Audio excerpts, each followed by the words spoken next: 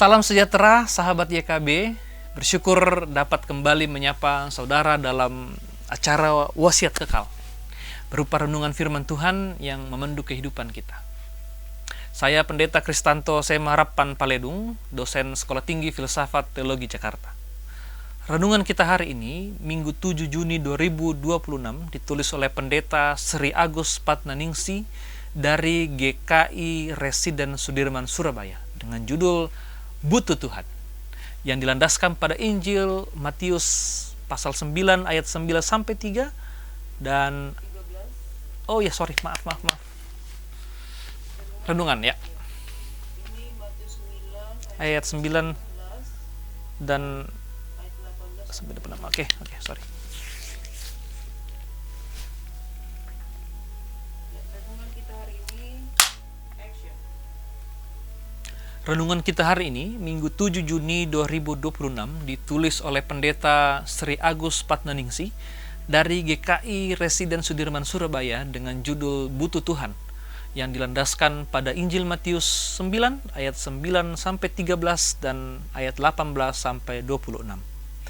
Dan nas yang akan menjadi pusat perenungan kita adalah Matius 9 ayat 12. Sebelum membaca Alkitab dan merenungkan firman Tuhan, mari kita berdoa.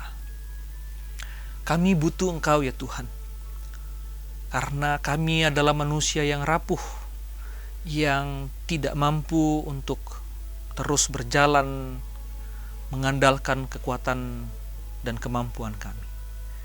Kami butuh Engkau. Karena itu, biarlah kami yang rindu ini membaca firman-Mu, karena dari sana kami boleh meyakini bahwa Engkau terus memberikan kami kekuatan. Di dalam nama Yesus Kristus kami berdoa. Amin. Sahabat, saya akan bacakan untuk kita Matius 9 ayat 12. Beginilah firman Tuhan.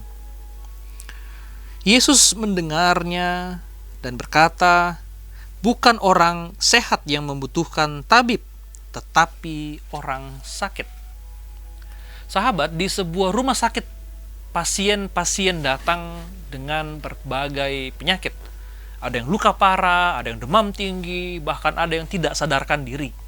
Namun tak satu pun ditolak oleh dokter hanya karena terlalu sakit.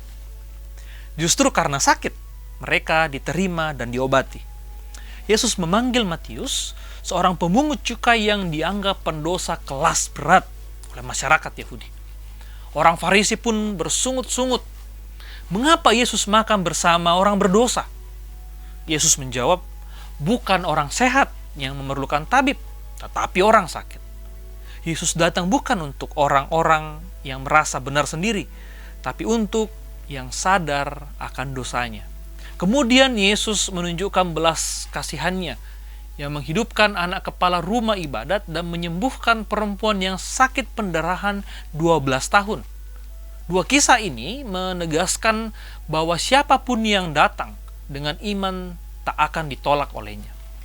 Yesus datang untuk mereka yang sadar dirinya rapuh, berdosa, dan butuh pemulihan. Sahabat, banyak orang berpura-pura kuat, berpura-pura baik-baik saja, dan tidak membutuhkan Tuhan.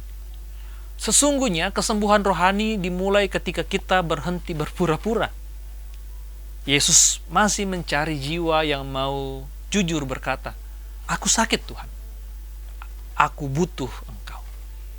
Mari datang kepada Tuhan seperti Matius, seperti perempuan yang menjamah jubah Yesus, juga ayah yang kehilangan anaknya. Tuhan tak menolak orang yang hancur hatinya. Sebaliknya, disitulah kasih dan kuasa Tuhan dinyatakan. Mari kita berdoa. Engkau tidak pernah menolak kami di saat kami terus mengalami kerapuhan, mengalami ketidakberdayaan. Namun satu yang Kau minta dari kami, untuk berhenti berpura-pura baik-baik saja, berpura-pura tidak membutuhkan Engkau. Dari sana kami menyambut Engkau yang terus memeluk kami di dalam kerapuhan kami. Ini doa kami. Dalam nama Tuhan kami Yesus Kristus, kami berdoa. Amin. Demikian renungan kita hari ini.